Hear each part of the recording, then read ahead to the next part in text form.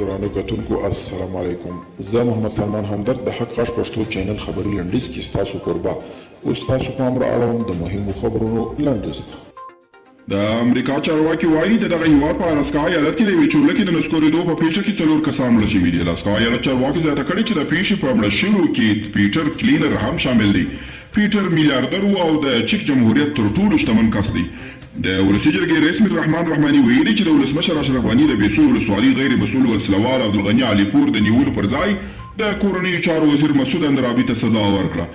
د تاجکستان رئیس جمهور امام علي رحمان د دغه هیواد په جمهوریت ریاست مانۍ کې د جمهور رئیس محمد اشرف غني هرکلی وکړ.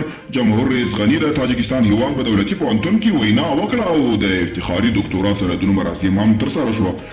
د جلال آباد تورخم پر لویه لاره پرون سهار نږدې 10 بجې د سرخ دیوال په سیمه کې د زوم او ناوې کورولا موټر له یو بل کورولا موټر سره ټکر کړي چې له امله د یو ماشوم په ګډون 2 تنه وژل شوي، د ناوې او زوم په ګډون 7 تنه نور ټپیان دي.